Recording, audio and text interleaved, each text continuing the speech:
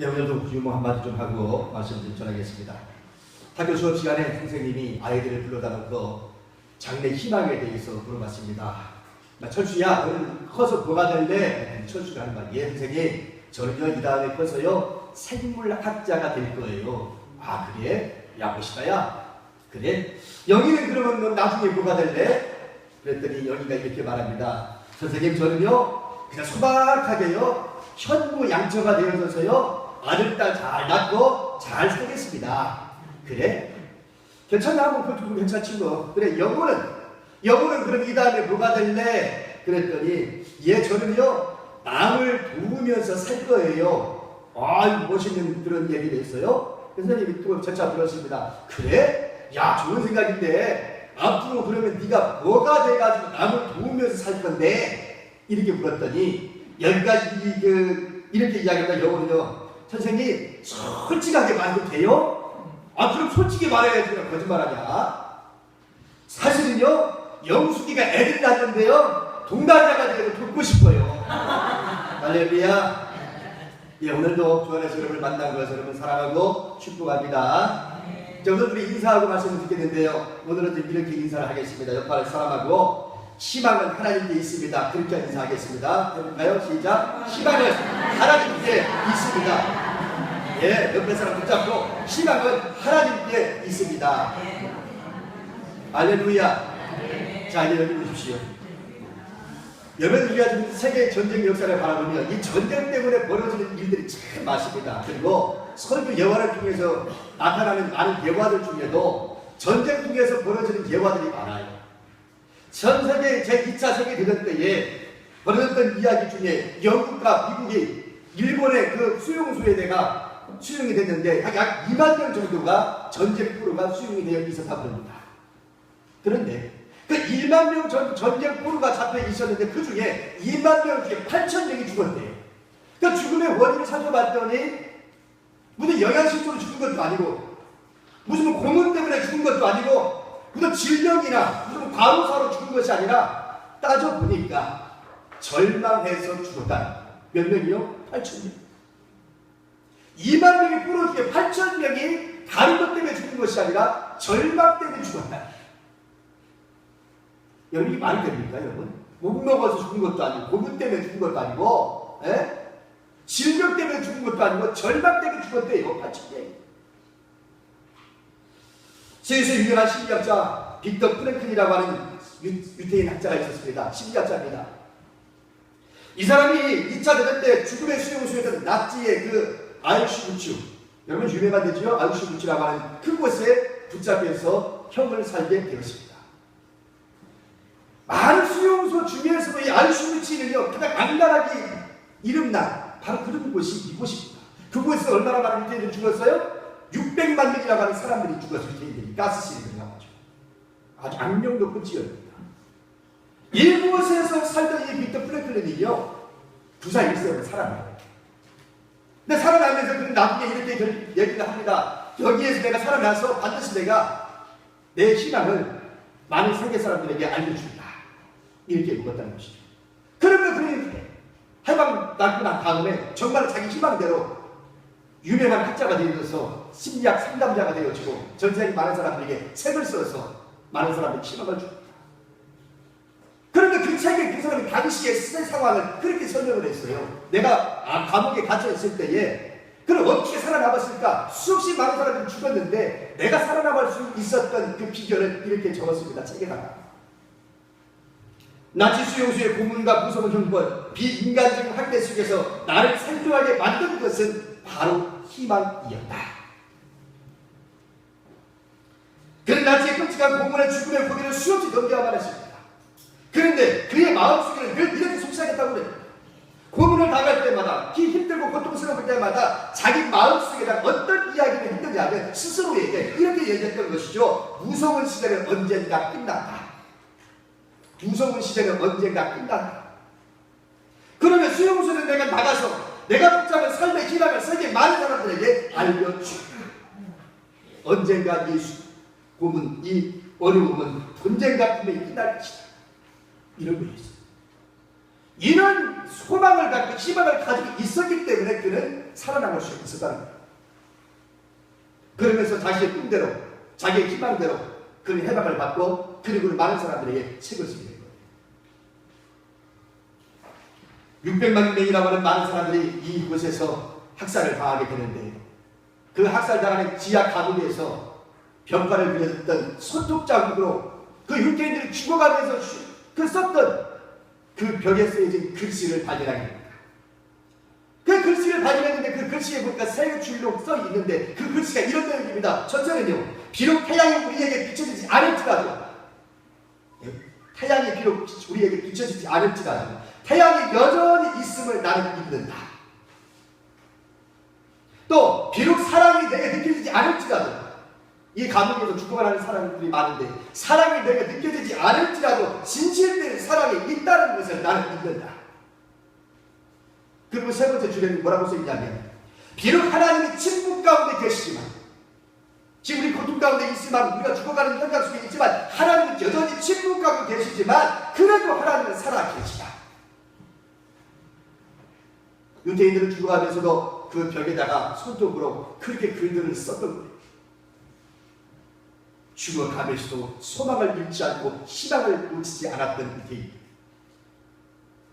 그것이 오늘 우리에게 많은 감동을 주고 있습니다. 여러분, 사실 그 지난날에 악몽 같은 일 많이 겪고 살았습니다. 우리 인생 가운데 참 어려운 일이 많이 있었습니다. 상처들이 있었습니다. 그런데 그 상처들을 잊어버리자, 잊고 살자, 뭐 이렇게 마음을 추스리곤 합니다만 언제나 생각뿐 조금만 힘들고 어려운 일이 있으면 과거의 상처가, 과거의 아픔이 자꾸 생각나는 것이죠. 잊어버리자, 잊고 살자. 아무리 내가 다짐한들 그렇게 쉬운 일은 결코 아닙니다. 이게 인생이죠. 오늘 본문에 들어가 보면 이 본문에 들어가 있는 이 말씀, 이미 다 알고 있는 말씀이고 벌써 이 말씀 가지고 설교도 아마 여러 번 했을 거라고 합니다. 내용이 다 알고 있는 거니까요. 예수의 선지자를 통해서 하나님의 골짜기를 데리고 가가지고 많은 뼈들을 보여주면서 에스겔아, 이 뼈들이 살겠느냐 주님이 하십니다. 너는 이 뼈들에게 되어라. 그래 이 뼈들이 살아날 것이다. 이 내용을 알고 있어요. 여러분, 11절 말씀, 사실 1절부터 10절까지 이 말씀이 다 다른 얘기고 11절부터 14절까지의 말씀을 오늘 주요 본문으로 제가 삼고 말씀을 전하려고 합니다. 11절 볼까요? 인자한 이 뼈들은 이스라엘 본족 속이라. 그들이 말하기를, 그들이 이르기를 우리의 뼈들이 말랐고 우리의 소망이 없어졌으니 우리는 다 멸절되었다 하느니라. 이 말씀 하나에 이스라엘 민족의 상태가 어떤지를 보여주는 말씀입니다. 네. 이 말 한 줄에 말이죠. 오늘 이스라엘에 처해진 그 민족적 아픔이 뭔지를 우리 주님께서 이 말씀 한 절 가지고 딱 보여주고 있습니다. 여기 세 가지가 나왔죠. 현재 이스라엘 상태가 어떤 상태인지 말입니다. 뭐라고 나와요? 뼈들이 말랐다. 또 뭐가 나와요? 소망이 없어졌다. 또 뭐가 나와요? 멸절이. 뼈들이 말랐다, 소망이 없어졌다, 멸절되었다.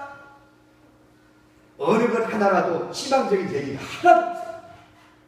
정말 절망밖에 없어요. 지금 이스라엘 민족이 처해진 상황이 그렇다는 거예요. 왜요? 지금 이스라엘 민족이 어디에 있어요? 지금 바벨론의 포로로 잡혀가서 지금 살고 있어요. 처음 포로로 잡혀갔을 때는 하나님의 선민이었다는 것을 알기에 저들은 소망을 가졌습니다. 설마 하나님 우리를 버리시겠어? 조금만 참아보자. 반드시 하나님 우리를 살리실 것이다. 이렇게 소망을 가졌지만 세월이 흘러 그 죽음 초기에 가졌던 희망이 다 사라져 버리고 말았습니다. 그러면서 뼈들이 말랐다, 소망이 없어졌다, 멸절되었다 라고 얘기하고 있는 거예요. 우리가 그 소망이 있습니다. 여러분, 이것이 바로 죽음 자체입니다. 이스라엘 민족은 죽었다라고 지금 얘기하고 있는 겁니다. 너희들 민족은 죽었다는 거죠. 이런 예를 가지고 있습니다. 마귀가 활동하던 한 지역을 벗어나서 다른 지역으로 이사를 할 계획을 세웠습니다. 누가요? 마귀가요.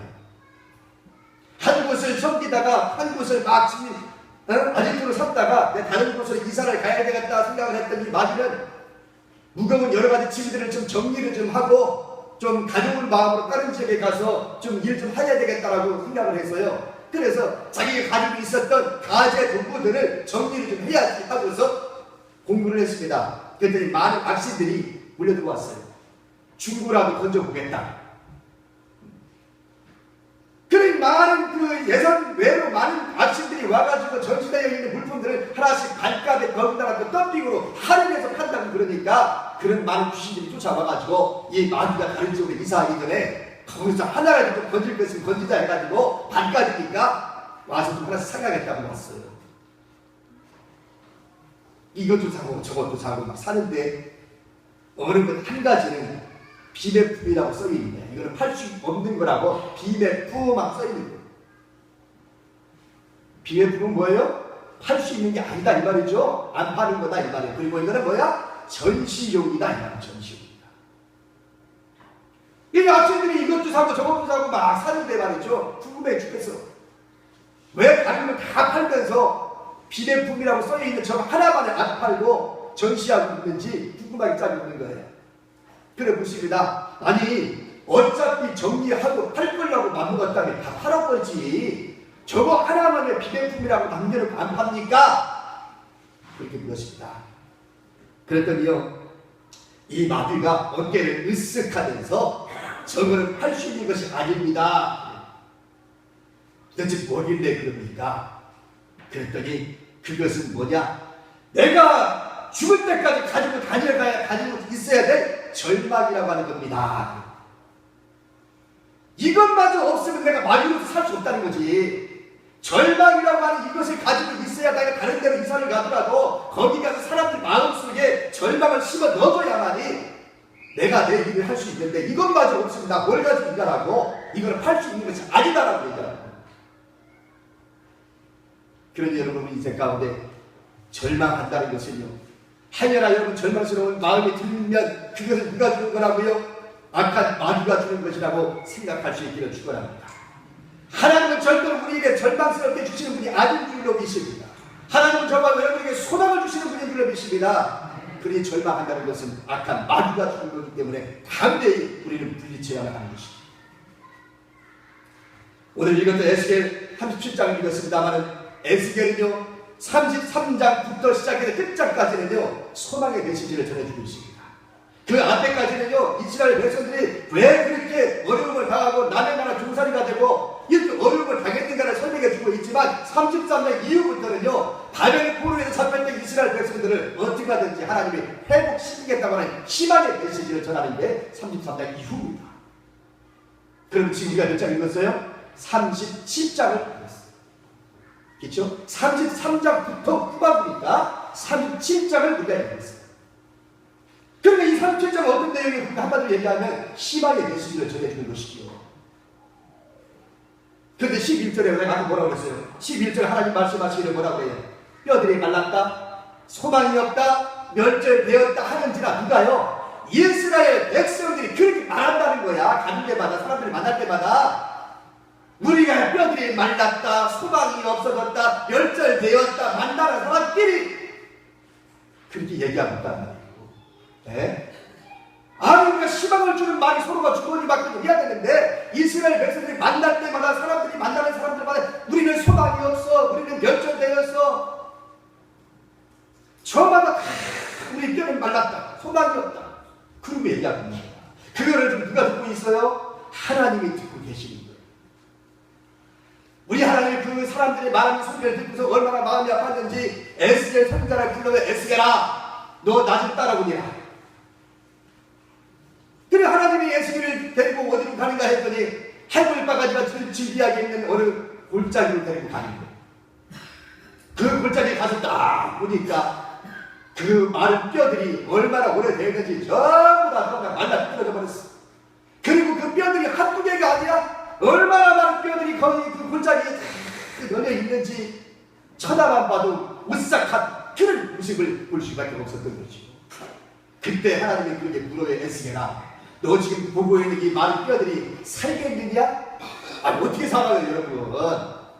한두 번 죽은 것도 아니고 1, 2년 지난 것도 아니고 오래되어져가지고 완전히 지금 뼈들이 지금 완전히 다 앙상하고 백골이 다 드러나가지고 완전히 바닥에 떨어져 버렸는데 그게 지금 어떻게 살아요? 인간적으로 눈으로 바라보면 도저히 살 수 있는 존재가 아니지. 또 할 말 없으니까 이 녀석이 뭐라고 그러냐면 예 주께서 하십니다. 뭐 할 말 있어? 아마 나한테 내가 지금 내가 그렇게 말하면 나도 할 말 없어요. 아니 인간적으로 바라보면 도저히 살 수 없는데 뭐라고 그래.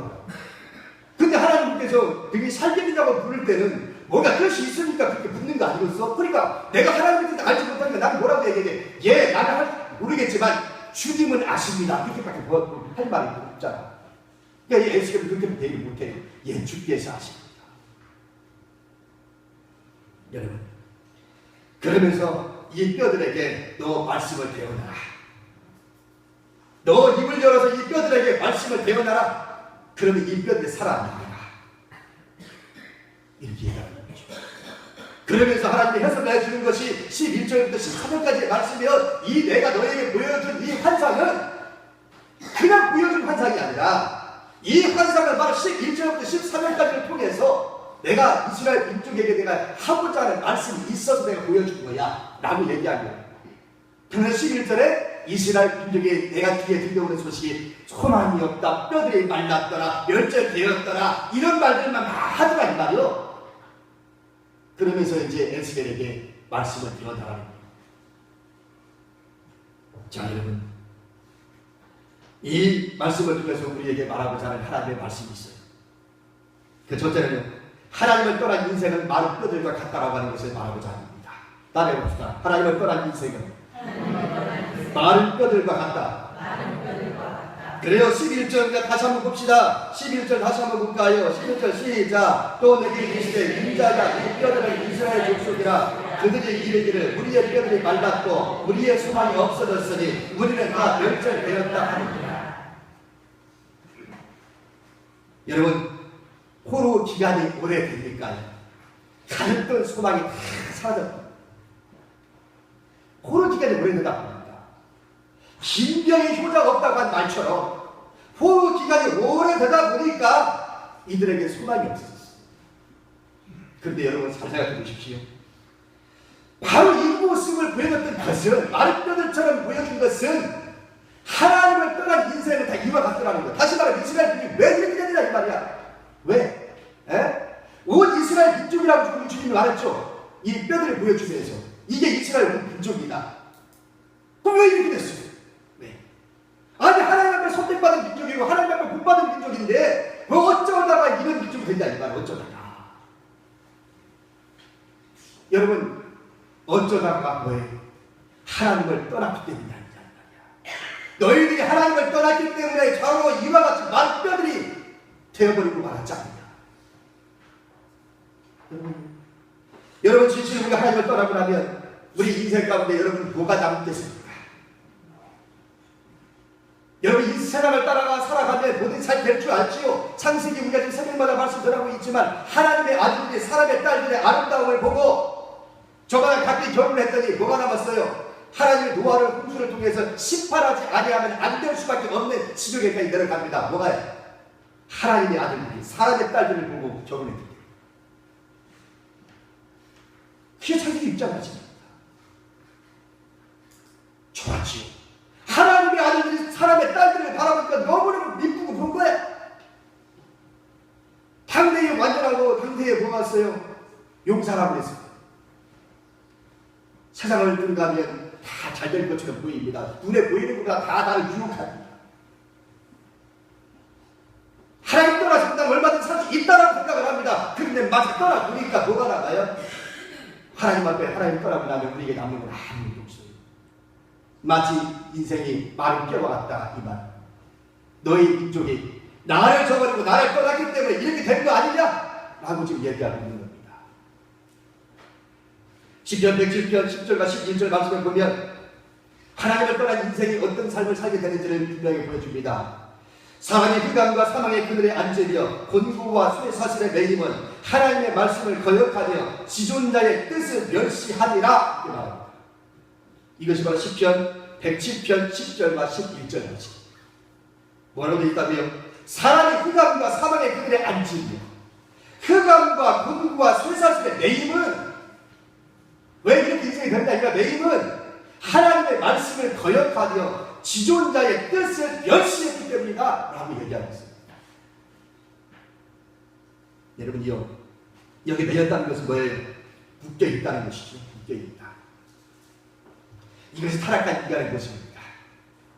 타락한 인간의 것이 하나님을 저버리고 떠나게 되면 우리에게 남는 것은 사망과 곤고와 쇠사슬밖에 없어요. 이 모든 것을 끌어낼 수 있는 것이 아무것도 없습니다. 누가 이 쇠사슬에서, 이 사망의 고통에서, 이 곤고와 이곳에서 누가 나를 건져내랴? 바울이 고민했던 거죠. 누가 나를 이 곤고한 삶에서 나를 건져내랴? 오라 나는 곤고한 사람, 이 사망의 문에서 누가 나를 건져내랴? 여러분, 하나님을 떠나면 우리의 인생은 이런 많은 뼈들과 같은 인생에 결국 만나는 것을 믿을 수 있기를 축원합니다. 무슨 일이 있어? 세상이 아무리 좋아 보이고 세상이 아무리 나를 부룩해도 하나님을 버리는 일이 없기를 축원합니다. 하나님을 떠난 인생은 이렇게 많은 뼈들과 같이 소망이 없는 그런 세상이 되고 말고 내 자신이 그렇게 되고 만나는 것을 마음속 깊이 새길 수 있기를 축원합니다. 그렇지만 감사한 것은 이럴 때 하나님의 손을 내미신다. 절망스러운 이스라엘 민족에게 우리 주님이 찾아오셨어요. 그렇게 에스겔을 불렀어요. 에스겔아, 네가 좀 말씀 좀 전하라. 저들이 말만 할 때마다 우리는 끝났다, 우리는 절망이다, 우리는 소망이 없다, 우리는 뼈들이 말랐다, 이렇게 얘기하는 저 백성들에게 우리 주님이 찾아오셔서 에스겔아, 네가 좀 나 대신해서 말씀 좀 전해다. 우리 주님이 절망하고 있는 사람들에게 찾아오셨습니다. 여러분 가운데 지금 절망하고 있습니까? 삶이 힘들고 어렵습니까? 주님은 내버려 두지 아니하시고 지금 찾아오셔서 여러분을 만나 주실 줄로 믿습니다. 지금도 여러분을 만나 주시고 있으면 믿습니다. 주님의 내미어 손 여러분 붙잡을 수 있기를 축원합니다. 그러면 주님이 우리의 손을 붙잡고 갈 거예요. 내가 주님 앞에 손 내미는 게 아니라 주님이 먼저 나에게 찾아오셔서 내가 손을 내밀을 테니 너 내 손 좀 잡아다오 라고 얘기하고 있는 거예요. 이스라엘 민족에게 찾아왔던 것처럼 말입니다. 그래서 우리가 읽었던 12절부터 14절까지 봤습니다. 여기에 보면 12절과 13절 말씀을 다시 한번 봅시다. 12절과 13절 그러므로 너는 대언하며 그들에게 이르기를 주 여호와께서 이같이 말씀하시기를 내 백성들아 내가 너희 무덤을 열고 너희로 거기에서 나오게 하고 이스라엘 땅으로 들어가게 하리라. 13절 내 백성들아 내가 너희 무덤을 열고 너희로 거기에서 나오게 한즉 너희는 내가 여호와인 줄을 알리라. 이렇게 말해요. 여기서 중요한 단어 하나를 좀 잘 확인할 수 있어요. 반복돼 나오는 말이 하나 있습니다. 그게 뭐예요? 무덤을 열고 라고 합니다. 너희 무덤을 열고 너희 무덤을 열고 하면 두 가지를 얘기해요. 하나는 뭐예요? 너희 고향으로 땅으로 들어가게 하리라. 두 번째는 뭐라고 그래요? 여호와가 참 하나님인 것을 너희가 알게 돼요. 이 두 가지 얘기입니다. 너희 무덤문을 열고 무덤의 문을 열고. 사실 여러분 이 무덤은요 우리나라가 가지고 있는 무덤하고 이스라엘이 가지고 있는 무덤은 좀 달라요. 우리의 무덤은 어떻게 되어 있어요? 땅속에 관묻고 공분을 이렇게 씌우죠. 그냥 납작하게 해도 되는데 서양 사람들은 납작하게 하는데 우리는 어때요? 아주 동굴을 막 쌓아요. 이스라엘은 어때요? 동굴이죠. 동굴에 파여놓고 시신을 넣다 놓고 앞에 뭘 막아요? 돌문으로 막아요.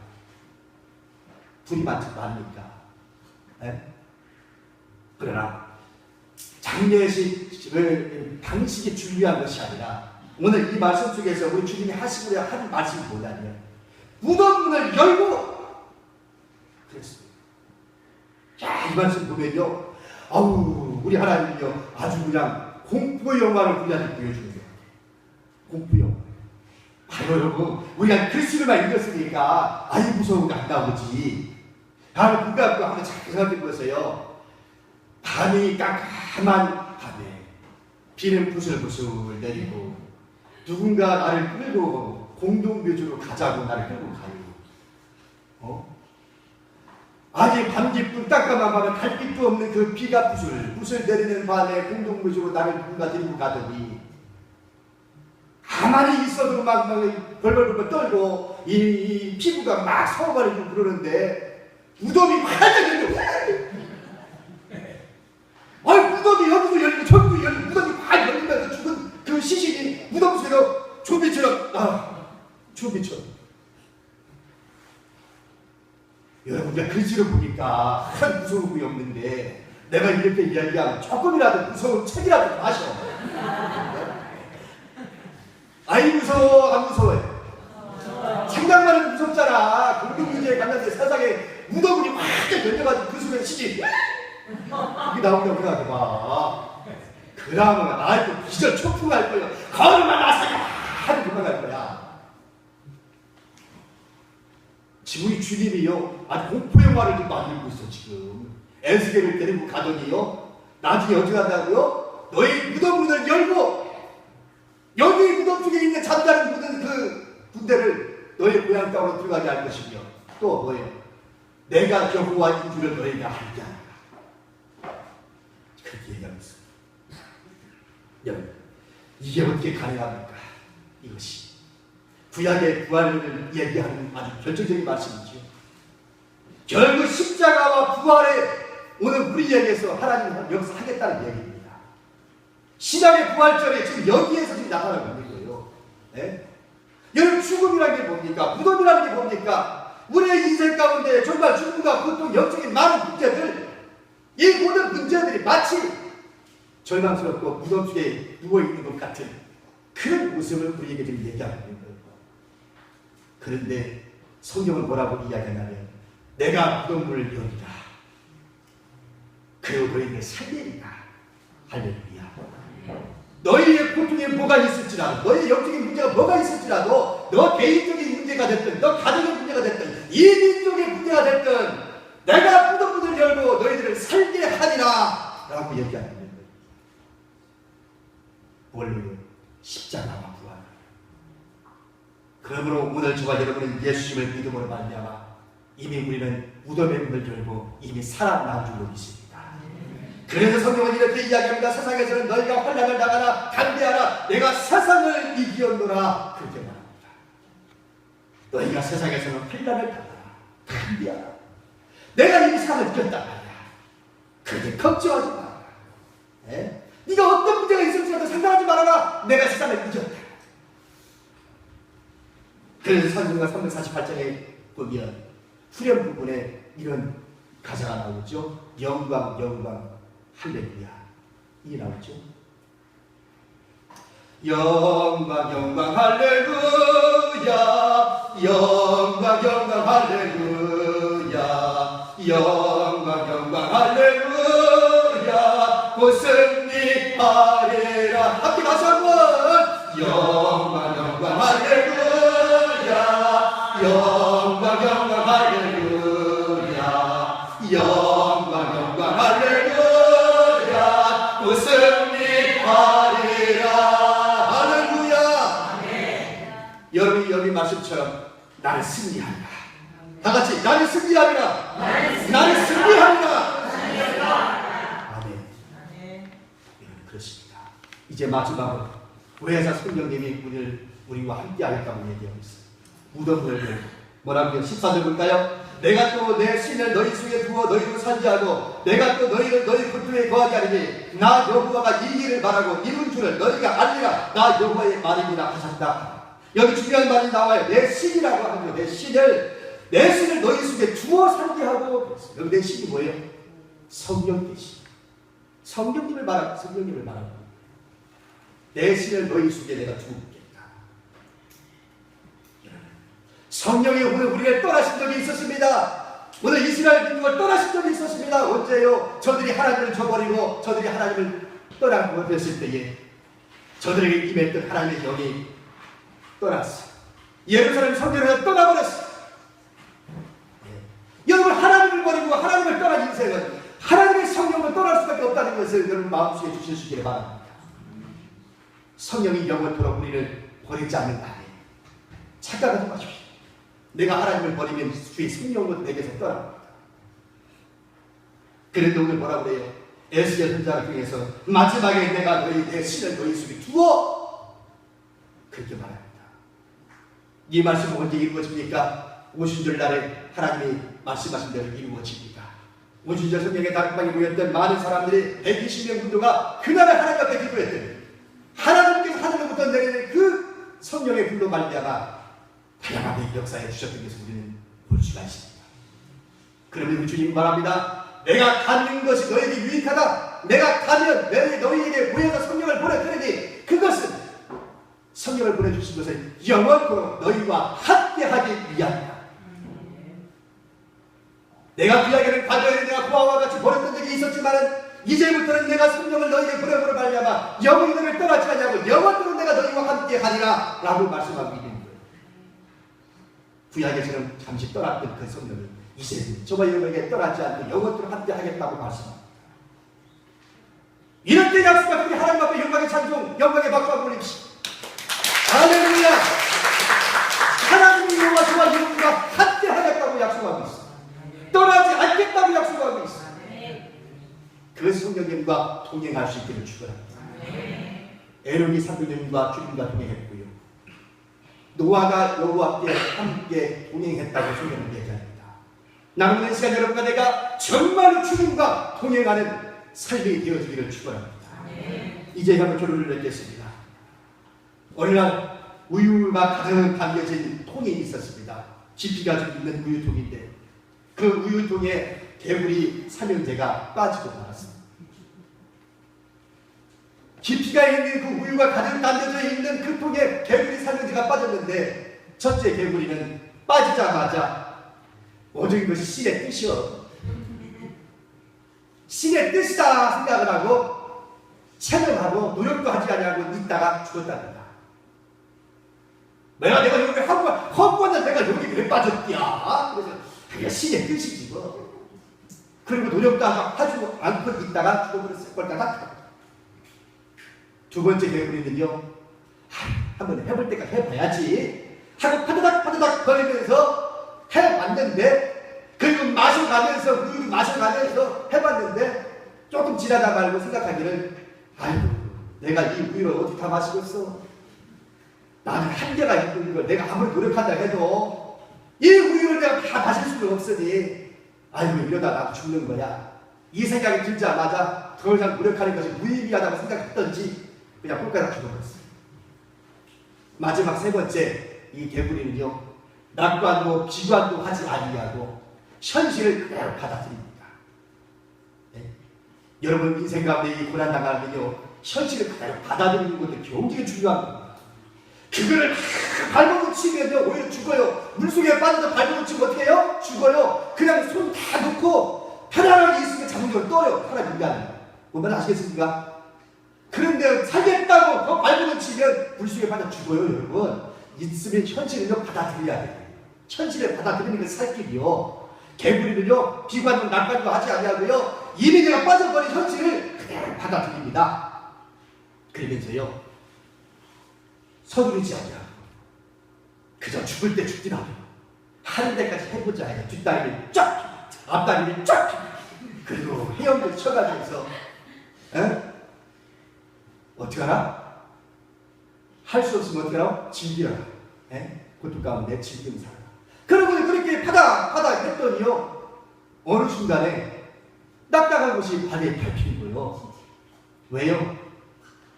이 개구리가 헤엄을 치고 막 뒷다리 앞다리 막 하면서 막 휘에 졌다 보니까 뭐가 돼? 치즈가 돼버린 거야. 개구리가 버터가 돼버린 거예요. 아니 개구리가 막 돌고 막 흑반지라고 막 하다 보니까 중단하지 않냐고 계속 했더니 어느 날 갑자기 딱딱한 곳이 붙잡히더니 이것이 치즈가 돼서 굳어져가지고 빠져나와서 살았대. 할렐루야. 오늘 우리 인생에 누구나 다 인생의 문제는 있고요. 누구나 다 어려움은 있어요. 이게 인생. 나만이 당하는 고통이 아니라 오늘 이 민족 가운데 정말로 절망스러운 일이 많이 있을지라도 그걸 에스겔 선지자를 통해서 희망을 주시고 우리 주님 말씀합니다. 뭐라고? 우리 주님이 말씀합니다. 구약의 성령님 내가 너희에게 보내고 또 뭐예요? 하나님을 떠난 인생은 도저히 살 수 없다고 하는 것을 분명히 말하고 그러니 철저하게 무슨 일이 있어도 여호와 하나님을 붙잡고, 그리고 정말로 희망은 하나님께 있다는 것을 분명히 믿고 중단하지 말고 끝까지 그렇게 애쓰다 보면 그 문제는 언젠가는 지나갑니다. 이것 또한 지나갑니다. 할렐루야. 하나님 앞으로 기도하십시다. 오늘 이 시간